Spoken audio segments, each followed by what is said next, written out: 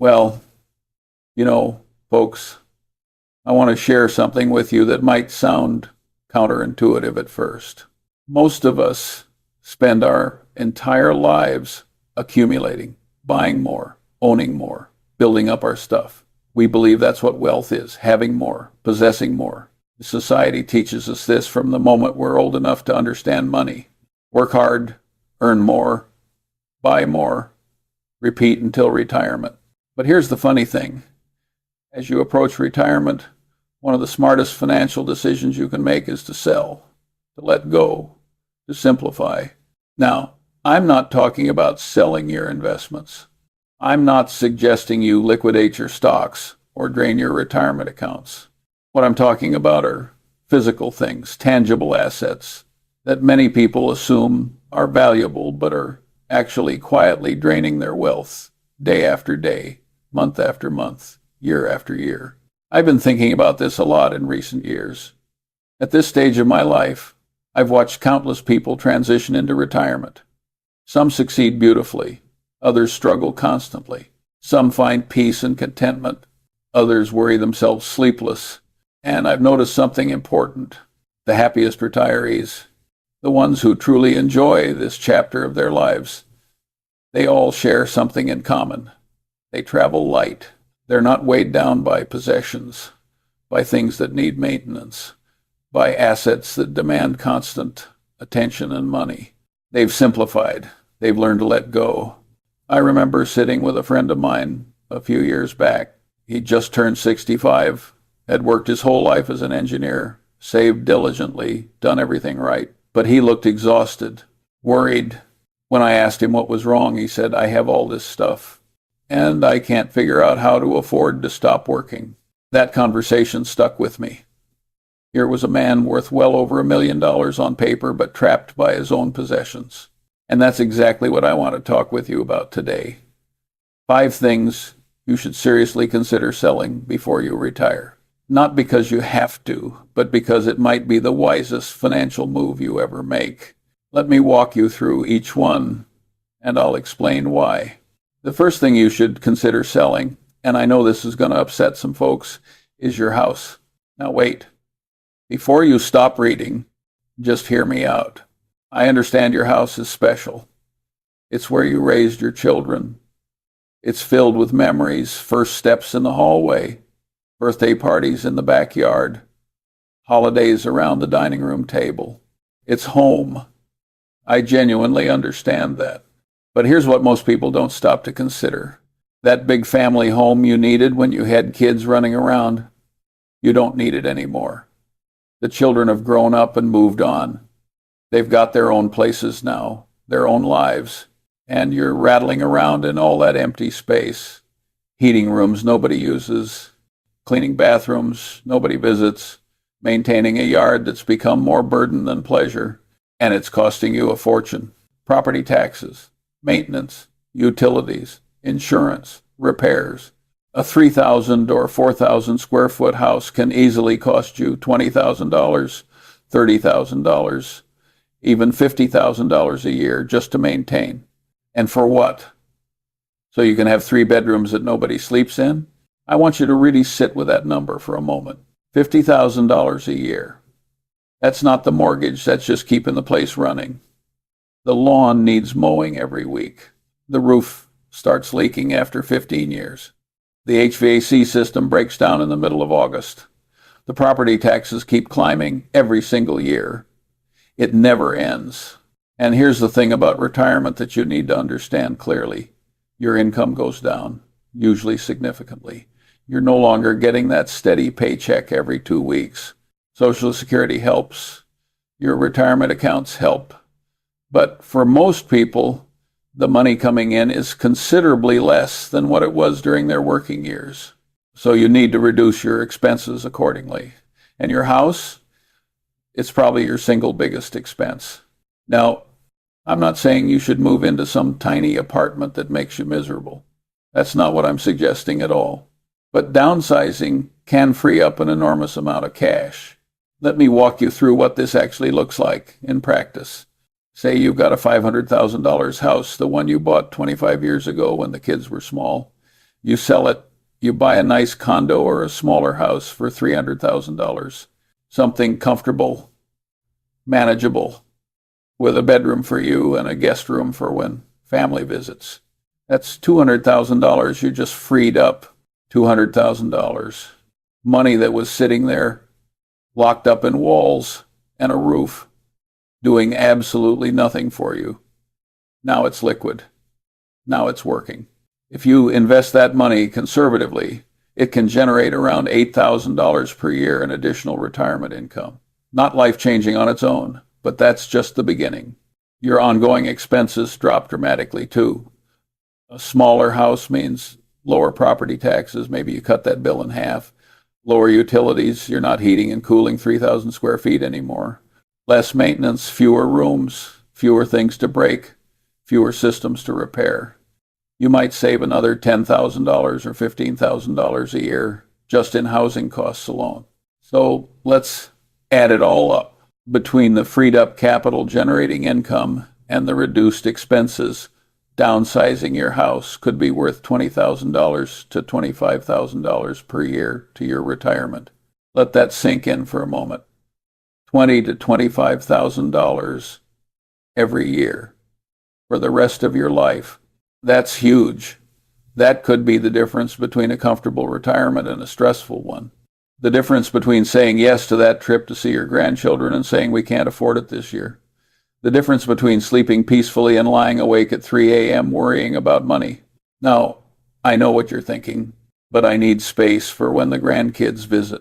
I hear this all the time. And I understand the impulse you want your home to be the gathering place, the way it always was. But let me ask you something. How often do they actually visit? Be honest with yourself. A few times a year, right? Maybe a few weeks total, if you're lucky. So here's the real question. Is it worth spending $30,000 a year to maintain space for a few weeks of visits? Think about that.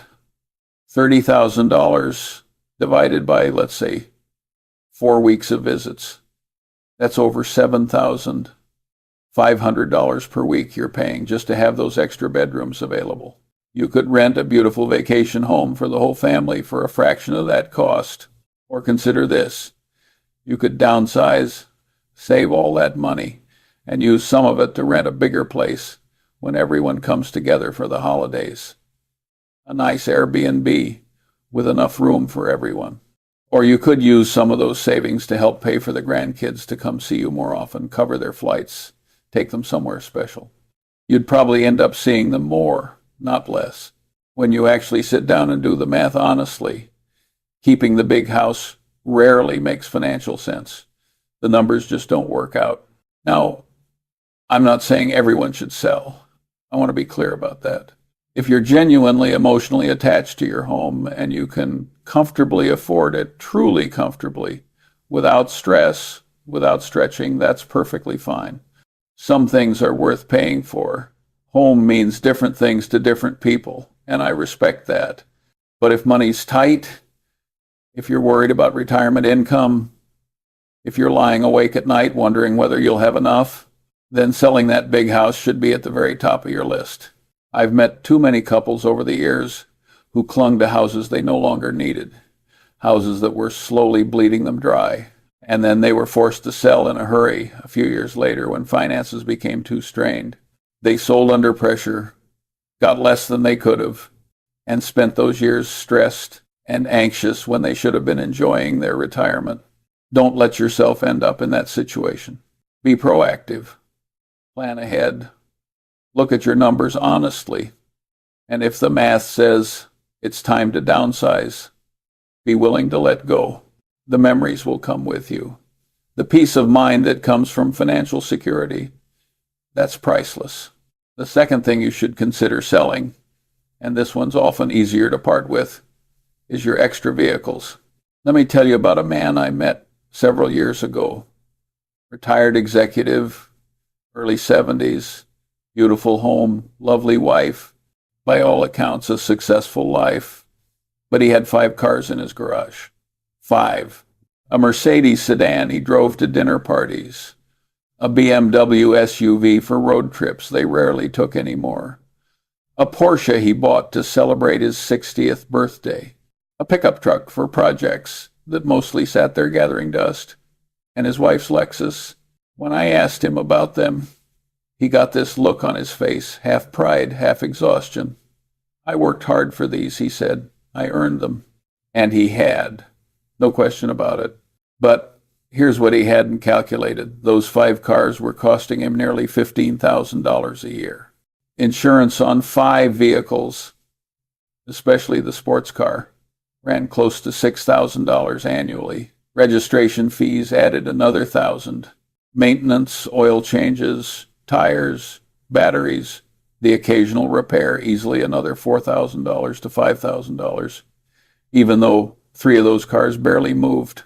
And every single day, every one of those cars was losing value.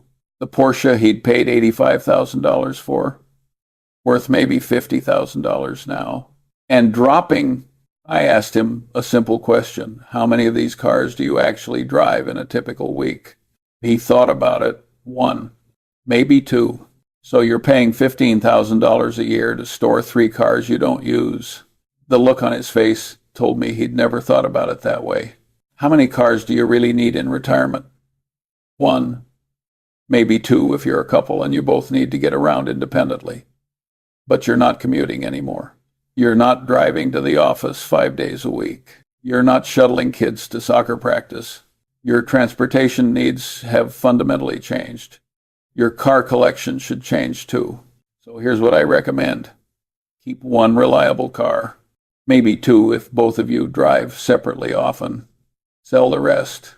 That money could be $20,000, $30,000, $50,000, depending on what you're selling.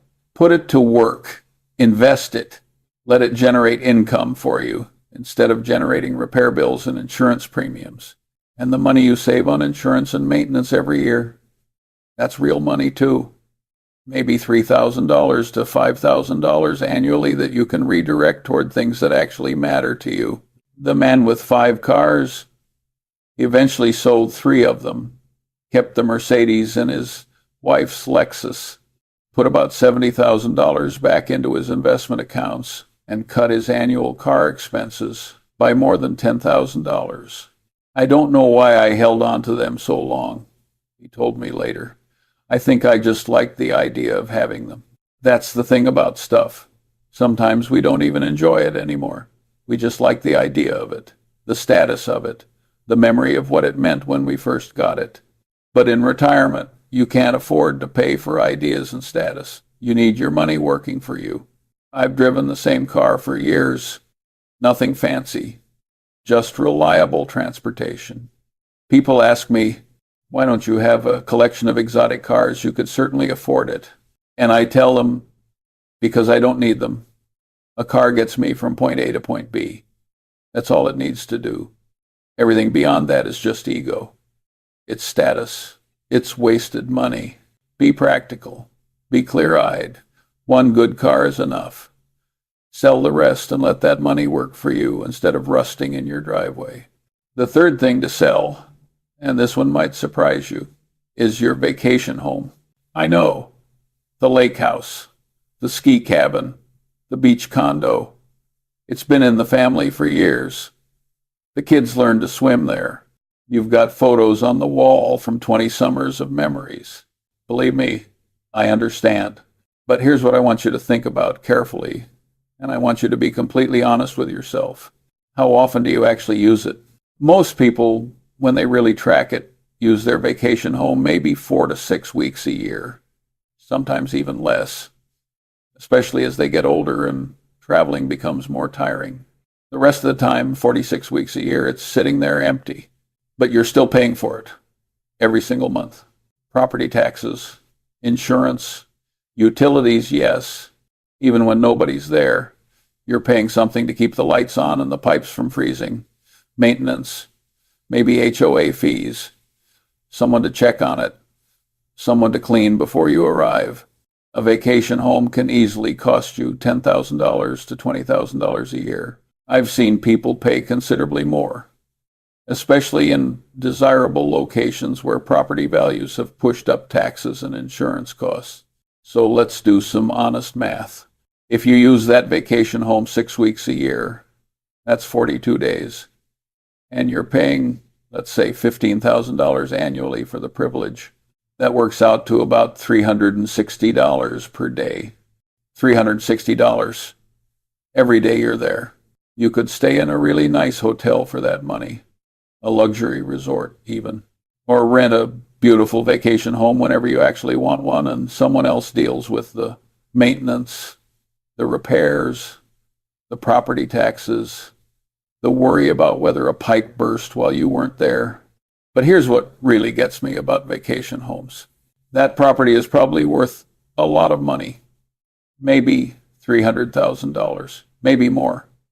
And that money is just sitting there, locked up in wood and shingles, and a view you enjoy 6 weeks a year. It's not working for you. It's not generating any income. It's actually costing you money every month. What if you sold it? Take that $300,000 and invest it wisely. Even with conservative investments, you could reasonably expect around $12,000 per year in income from that money, reliably, year after year, without fixing anything, without worrying about anything. That $12,000 is more than enough to rent a vacation home for several weeks every year, anywhere in the world you want. 1 year you're at the beach, next year the mountains, year after that maybe a villa in Tuscany. You're not stuck going to the same place every year just because you own property there.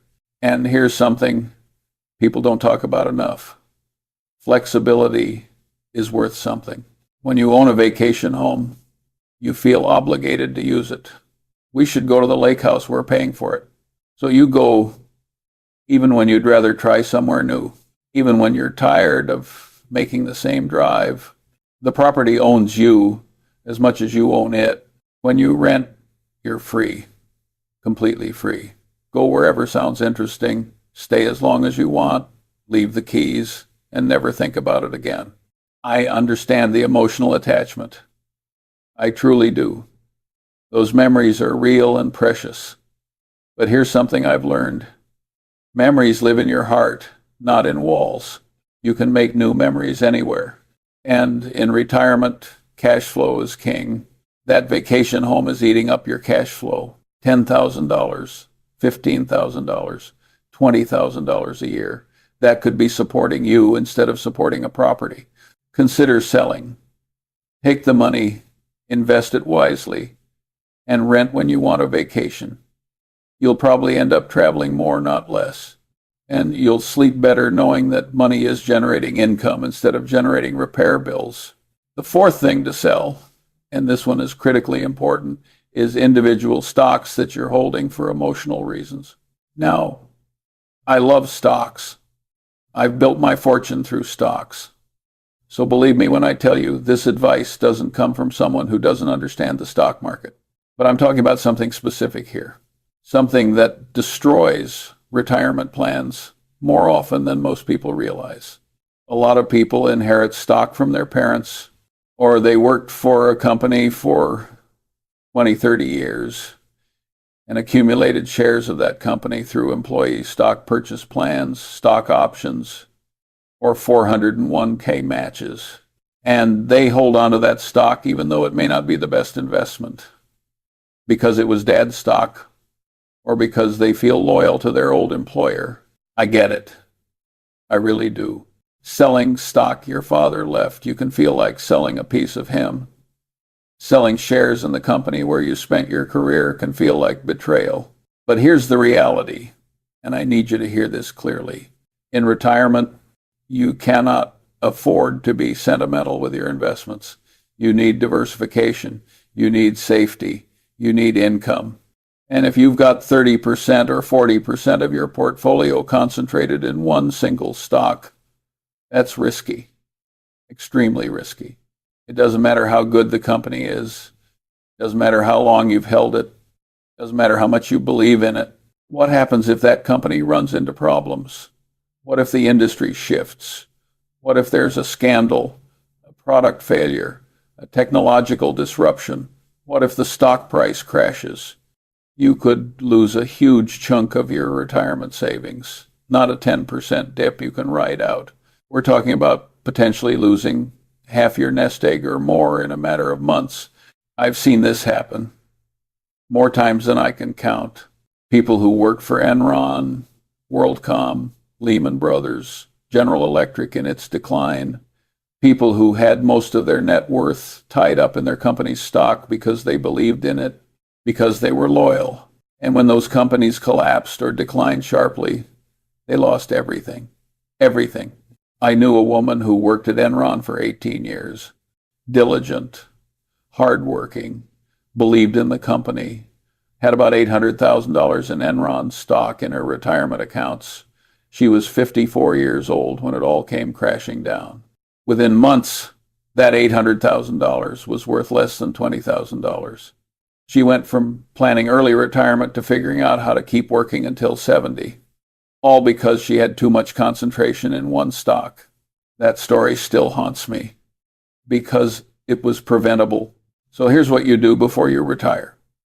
Look carefully at your portfolio. If you've got more than 5% or 10% in any single stock, sell some of it. Diversify. Put it in a broad index fund that holds hundreds or thousands of companies. Spread the risk around. Yes, you might have to pay capital gains taxes, maybe 15% or 20% on your gains. But let me ask you something. Would you rather pay 15% in taxes or risk losing 50% of your retirement savings? That's not a hard question. And if the stock you're holding isn't even a great business, if it's in a declining industry, if the fundamentals are shaky, if it's just something you inherited or accumulated out of habit, sell all of it. Move on. Your father wouldn't want you to go broke in retirement because you held on to his stock. Your old employer wouldn't want you eating cat food at 80 because you felt loyal. Diversify. Get that concentration down below 10%, ideally below 5% for any single position. It's not disloyalty. It's wisdom. It's taking care of yourself and your family. Your future self will thank you. And the fifth thing to sell, this one's a bit different. Your business, if you own one. I want to tell you about two people I've known over the years, both business owners, both approaching retirement. Very different outcomes. The first was a man named Robert, owned a small manufacturing company, about 40 employees, built it from nothing over 30 years. That business was his identity. When people asked what he did, he didn't say, "I'm retired," or even, "I'm a businessman." He said, "I run R&M manufacturing." He couldn't let go. He kept telling himself he'd retire at 65, then 67, then 70. Always one more year. Always something that needed his attention. "Nobody can run this place like I can," he'd say. By the time he was 74, his health was failing. He'd had a heart attack. His wife was begging him to stop. But he'd never developed a succession plan, never groomed anyone to take over, never seriously entertained offers from buyers. When he finally had to sell, not chose to, he was desperate. Buyers could smell it. The business that might have fetched $2 million 5 years earlier sold for $1.1 million. He left hundreds of thousands of dollars on the table because he couldn't let go when he should have. The second was a woman named Patricia, owned a chain of dry cleaning stores, also built from nothing, also her life's work. But Patricia was smarter about it. At 62, with her health still good and her business thriving, she started having conversations with business brokers, got a proper valuation, understood her options, spent 2 years getting the business ready for sale, documenting processes, reducing her day-to-day involvement, proving it could run without her. She sold at 64 for $1.4 million. Top dollar, because she wasn't desperate. She negotiated from strength. She had time. That money, invested wisely, generates roughly $55,000 a year for her. Combined with Social Security and her other savings, she lives very comfortably, travels, spends time with grandchildren, took up painting. Selling the business was the hardest thing I ever did, she told me, and the best thing I ever did. If you're a business owner approaching retirement, you need to think hard about this. Your business has value, real, substantial value. It's probably one of your biggest assets, maybe your biggest asset. And if you keep running it until you physically can't anymore, until health forces you to stop, until you're burned out and desperate, you might not get good value for it. Buyers pay premium prices for businesses that are thriving, that have good systems in place, that aren't dependent on an exhausted owner who's about to collapse. They pay discounted prices, sometimes steep discounts of 30% to 50% for businesses in distress. But if you plan ahead, if you sell when the business is healthy and you're still energetic, you can command top dollar. You have leverage. You can negotiate. You can take your time finding the right buyer. Start planning now if retirement is on the horizon. Talk to business brokers. Get proper valuations. Understand what your business is actually worth, not what you hope it's worth. Work on making yourself less essential. Document everything. Train your people. And when the time is right, let go. The business can survive without you, and you might be surprised how much you thrive without it. Now let me pull all of this together for you. These 5 things: the big house, extra cars, vacation homes, concentrated stock positions, your business, they all have something in common. They tie up capital. They create ongoing expenses. They require attention and maintenance. They demand pieces of your life. And in retirement, you want exactly the opposite. You want liquid assets. You want passive income. You want simplicity. You want your money working for you, not the other way around. The goal of retirement isn't to have the most stuff. It's to have the most freedom. Freedom to do what you want. Go where you want. Spend time with whoever you want. Wake up in the morning with nothing you have to do and nobody you have to answer to. And all this stuff, it weighs you down. Every extra house is a property tax bill, an insurance policy, a maintenance worry. Every extra car is a registration, an oil change, a repair waiting to happen. Every complicated investment is something to monitor, something to stress about. But if you sell these things, if you convert them into simple income-producing investments, suddenly your life gets easier, your expenses drop, your income rises, and you can actually enjoy retirement instead of spending all your time and money maintaining things you don't really need. Let me give you one concrete example that brings all of this together. I know a couple, let's call them Mike and Susan. They were both in their early 60s, ready to retire, but convinced they couldn't afford it. Here's what they had: a big house worth about $600,000, the one they'd raised 3 kids in, way more space than they needed. 3 cars, including a sports car Mike drove maybe once a month. A vacation condo worth $250,000 that they visited 4 or 5 weeks a year. And Mike owned a small business, a printing company he'd run for 25 years. On paper, they were worth over $2 million, but they couldn't retire. They were actually stressed about money. How is that possible? Because all their wealth was locked up in stuff, and that stuff was expensive to maintain. Between the 2 properties, the 3 cars, and the business overhead, they were spending over $70,000 a year just keeping everything running. The business required Mike's attention 50 hours a week. They had assets but no freedom. I sat down with them and said, simply, you need to simplify. It took some convincing. Susan loved that house. Mike couldn't imagine not running his company.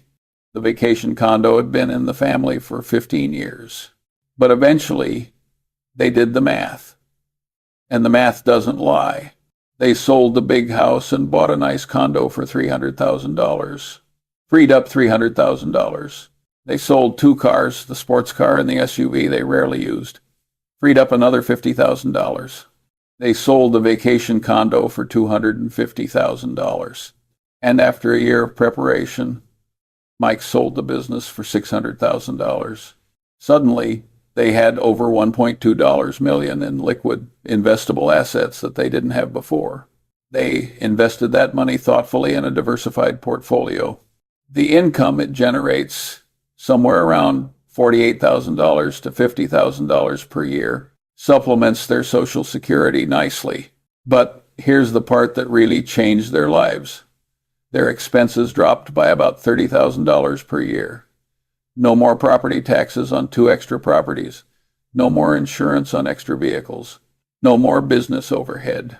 No more weekends spent worrying about the vacation condo's leaky roof.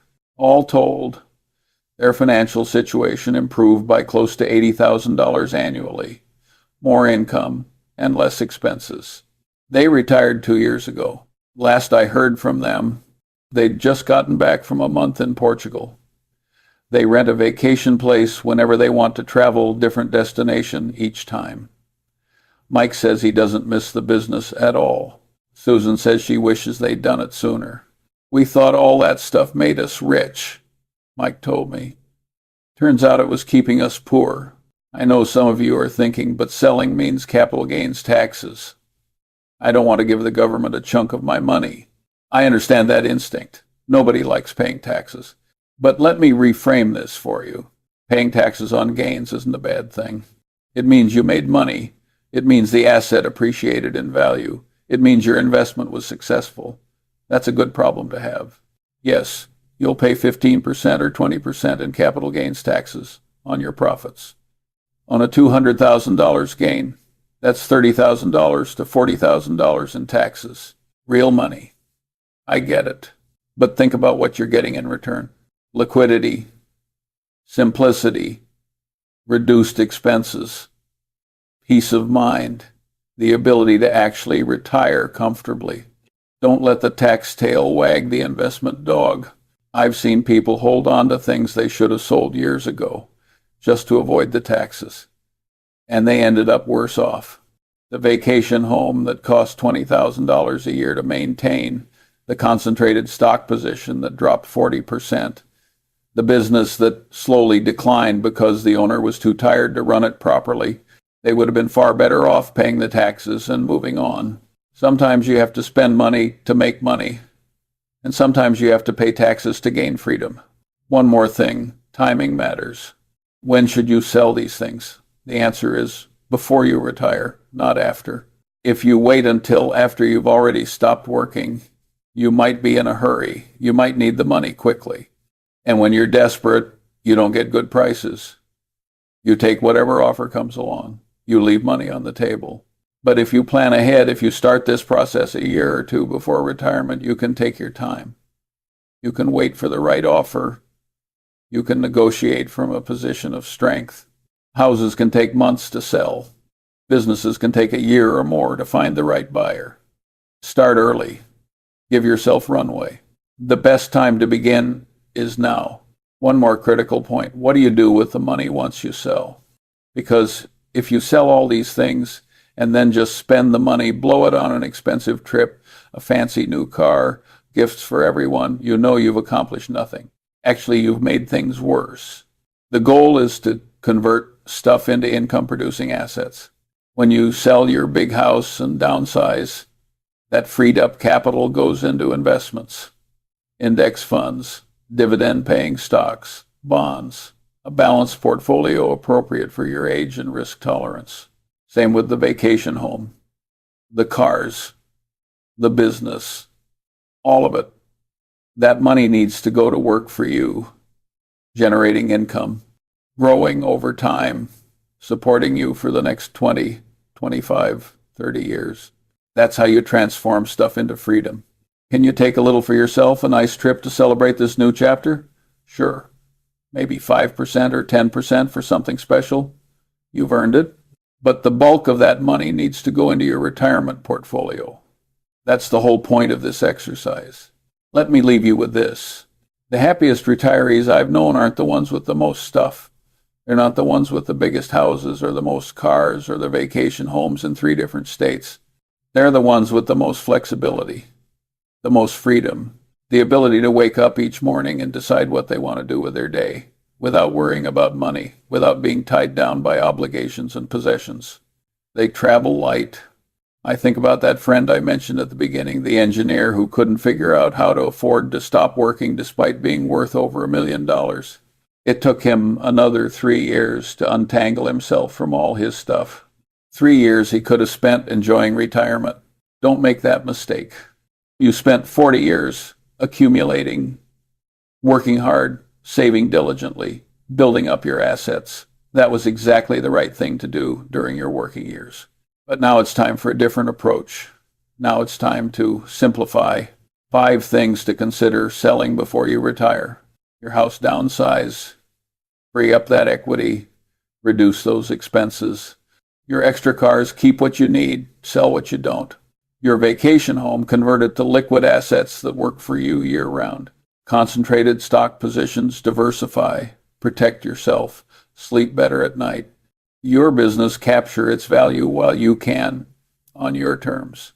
These moves, taken together, could improve your financial situation by tens of thousands of dollars per year.